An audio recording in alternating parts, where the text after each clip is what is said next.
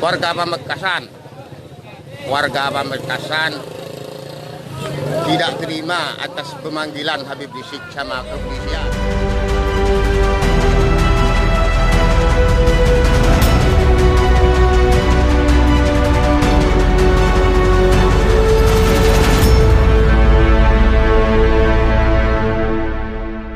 Assalamualaikum warahmatullahi wabarakatuh. Saya Hetz bin Arif dari Forum News Network. Senang sekali bisa menjumpai Anda kembali.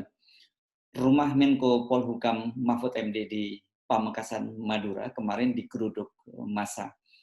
Mereka berdatangan dengan menggunakan truk-truk dan sejumlah kendaraan bermotor.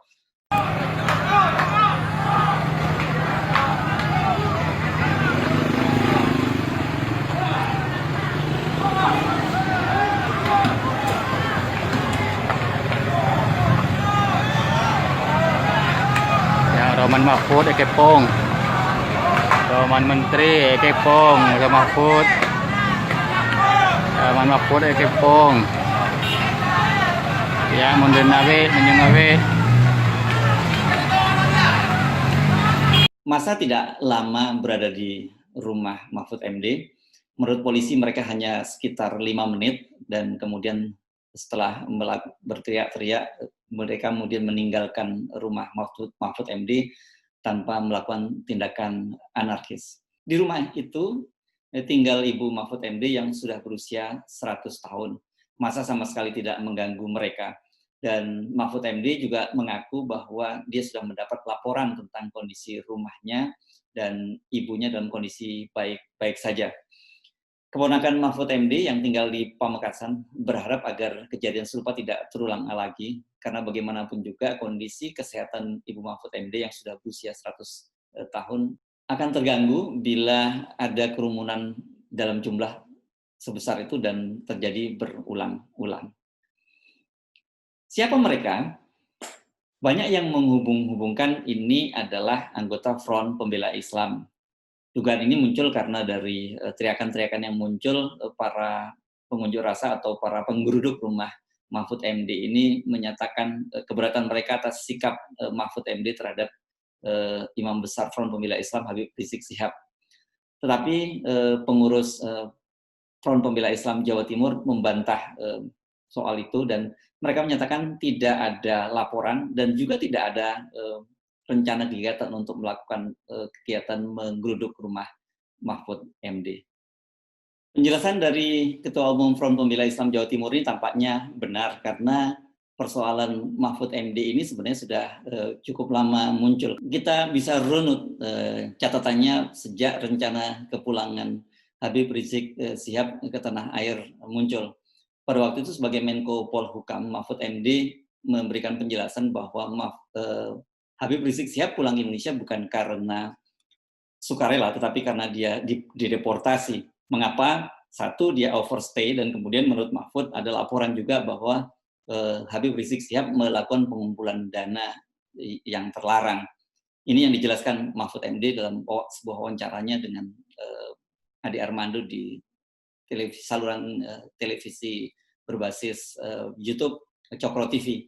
Dan yang kelihatannya membuat marah warga Madura adalah pernyataan Mahfud MD yang menyatakan bahwa Habib Rizik itu bukan orang suci seperti Khomeini, dan kemudian Mahfud MD juga menyebut nama Habib Rizik tidak dengan gelar kehormatannya Habib. Dia hanya menyebut sebagai Rizik Syihab, bahkan dia juga pernah menyebut sebagai si Rizik saja.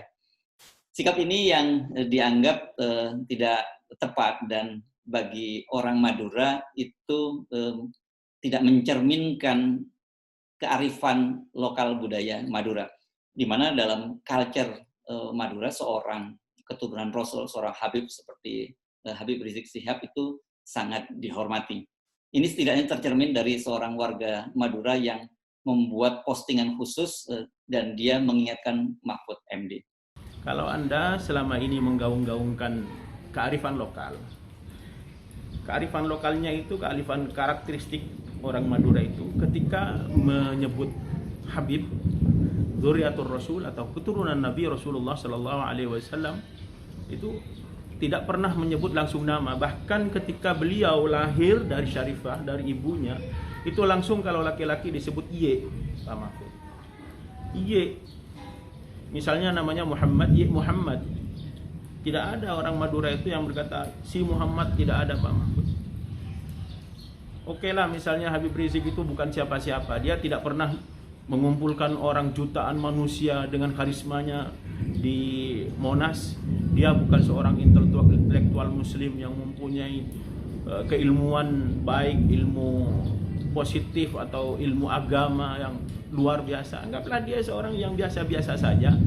Dia Habib yang tidak mempunyai apa-apa. Tapi pantaskah Anda sebagai orang Madura dan sebagai orang yang menggaung-gaungkan kearifan lokal selama ini menyebut si Rizik?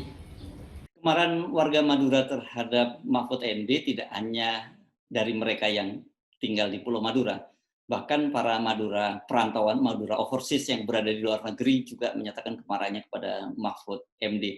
Hal ini setidaknya tercermin dari video berikut ini. Mahfud MD itu kalau udah duduk di istana, udah nggak tahu adat Madura itu. Iya, udah hilang adatnya itu. Karena dikasih jabatan. Culuknya bucuk. Dari mereka Mahfud MD dari mah.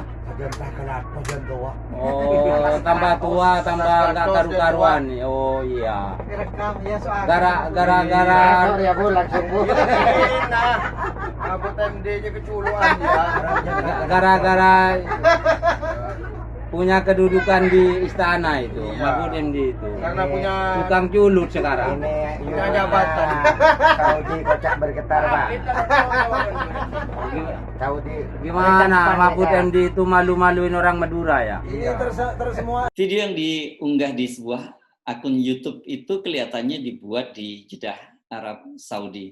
Jadi mereka adalah warga Madura yang berada di Arab Saudi, tetapi rupanya masih terus mengikuti secara dekat perkembangan politik di tanah air, khususnya yang berkaitan dengan Madura. Setelah mendapat banyak kritik, terutama dari kalangan warga Madura sendiri, baik yang ada di Pulau Madura dan maupun warga Madura di perantauan, Mahfud MD rupanya mulai menurunkan tensinya. Itu bisa kita lihat bagaimana ketika dia memberikan penjelasan kepada pers tentang rencana kepulangan Habib Rizik Syihab. Pada waktu itu dia menyatakan bahwa dia sudah mewanti-wanti para aparat keamanan untuk melakukan langkah-langkah yang persuasif. Hanya saja dia mengingatkan kepada para penjemput Habib Rizik Syihab untuk tidak melakukan hal-hal yang merusak yang bersifat anarkis.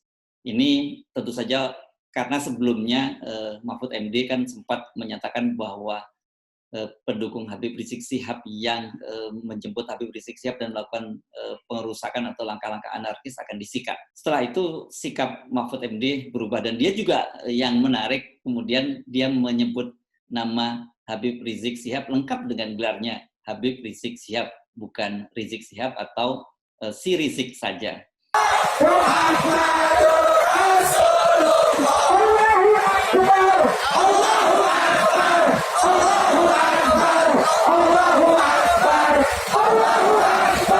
Tetapi sikap Mahfud kembali berubah setelah kerumunan di Petamburan itu menimbulkan kemarahan dari Presiden Jokowi. Seperti kita ketahui, Presiden Jokowi mengingatkan kepada Kapolri, Panglima TNI, dan juga Mendagri untuk bersikap tegas. Dan kemudian buntutnya adalah dicopotnya dua orang Kapolda, yakni Kapolda Metro Jaya Irjen Pol Nana Sujana dan kemudian Kapolda Jawa Barat Irjen Pol Rudi Sufahriyadi. Sikap Mahfud kembali mengeras dan kemudian juga itu tercermin dari berbagai pernyataan-pernyataan Mahfud MD. Dan yang terakhir adalah pernyataan Mahfud MD menyikapi penolakan Habib Rizik Syihab untuk diswab oleh pemerintah dan dia memilih menjalani swab di sebuah rumah sakit Umi di Bogor, dan yang melakukan swab adalah tenaga medis dari relawan kemanusiaan medis Mercy. Mahfud MD waktu itu menyatakan dia sangat menyayangkan penolakan Habib Rizik Syihab sebab menurut dia tracing atau kemudian testing, tracing dan kemudian treatment atau tes, swab, kemudian tracing itu adalah penelusuran siapa-siapa yang terlibat dan kemudian perawatan itu merupakan standar yang harus dipenuhi ketika seseorang dicurigai sebagai suspek COVID-19. Karena itu menurut dia kalau sampai hal itu tidak ditaati oleh Habib Rizik Syihab, ada konsekuensi hukum, ada konsekuensi pidana yang bakal dihadapinya. Pernyataan Mahfud ini kelihatannya yang kemudian memicu warga Madura kemudian berbondong-bondong di Pamekasan untuk mendatangi rumahnya. Warga di Madura mendatangi rumah Mahfud MD bersamaan dengan pemanggilan Habib Rizik Syihab oleh Polda Metro Jaya pada hari Selasa. Bukan hanya di Madura, di kota-kota lain, terutama di daerah yang dikenal sebagai hotspot seperti Makassar, juga berlangsung unjuk rasa, baik yang menentang maupun mendukung Habib Rizik Syihab. Di Makassar bahkan terjadi bentrokan antara kedua pendukung.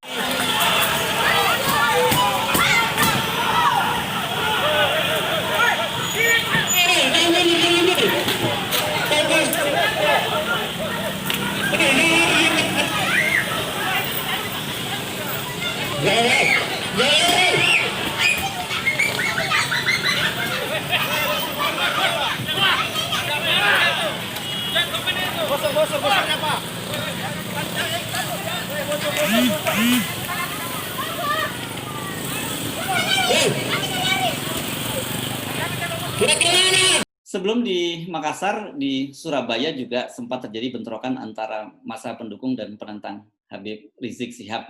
Bentrokan antara para pendukung dan penentang Habib Rizik Syihab, terus kemudian pengapungan rumah Mahfud MD di Madura, tentu harus mendapat perhatian yang serius dari pemerintah. Dan eskalasinya diperkirakan akan meningkat bersamaan dengan pemanggilan tahap kedua dari Habib Rizik Syihab, apalagi kalau kemudian terjadi penahanan.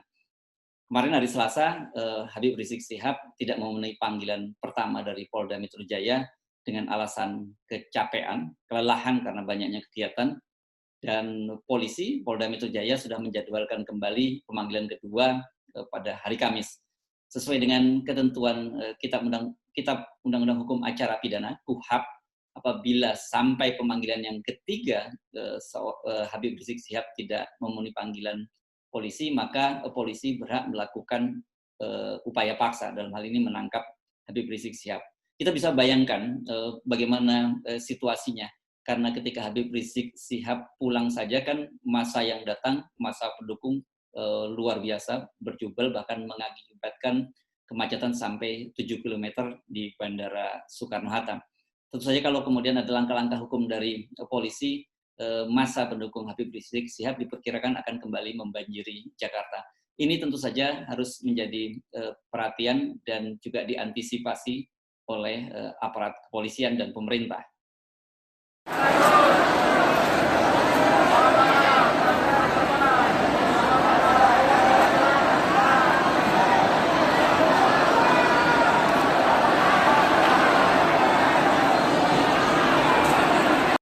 Hari ini, Rabu 2 Desember 2020, direncanakan Habib Rizik Syihab akan menggelar temu dengan tokoh nasional melalui virtual, melalui daring.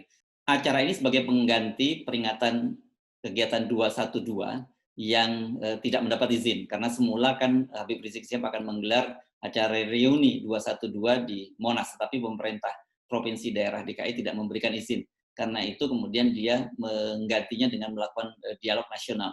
Yang menarik, tokoh-tokoh yang diundang itu sebagian besar adalah tokoh-tokoh oposisi yang cukup terkenal. Dan salah satunya adalah mantan Panglima TNI Gatot Nurmantio. Tentu saja kegiatan ini akan menyedot perhatian mendekatnya dan bergabungnya Habib Rizik dengan Gatot Nurmantio dan sejumlah elemen di kami.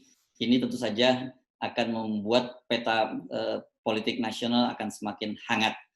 Apakah dialog nasional ini merupakan tanda-tanda akan bergabungnya elemen-elemen di FPI dan kami yang dipimpin oleh Gatot Nurmantio bersama Din Samsudin dan Profesor Rohmat Wahab? Atau ini baru sekedar penjajakan? Kalau kita melihat beberapa hari yang lalu, sebenarnya sinyal-sinyal kedua tokoh ini saling mendekat sudah terlihat. Gatot Nurmantio misalnya bersikap keras ketika menghadapi Pangdam Jaya yang melakukan penertiban baliho dan juga mengancam akan membubarkan FPI. Pada waktu itu Gatot Nurmantio menyatakan bahwa TNI tidak mungkin memusuhi FPI. Sebaliknya, Habib Rizik Syihab juga mengirim sinyal yang luar biasa ketika berlangsung peluncuran buku aktivis kami Sahganda Nainggolan, Dr. Sahganda Nainggolan yang saat ini ditangkap dan ditahan di Barreskrim. Dia memuji Sahganda Nainggolan dan juga menunjukkan respek dan kedekatannya dengan Gatot Nurmantio. Kita akan amati terus perkembangan politik di tanah air ini dan bagaimana pemerintah menyikapinya, apakah masih terus melakukan pendekatan-pendekatan kekerasan dengan mengedepankan para aparat keamanan, atau kemudian pemerintah mencari jalan lain, lebih menggelar dialog dengan para kekuatan oposisi ini. Karena seperti kita ketahui sebenarnya tak lama setelah kembali ke tanah air, Habib Rizik Syihab sendiri sudah menawarkan untuk terbuka melakukan dialog dan kemudian rekonsiliasi dengan pemerintah. Saya Hirs Munarif. Assalamualaikum warahmatullahi wabarakatuh.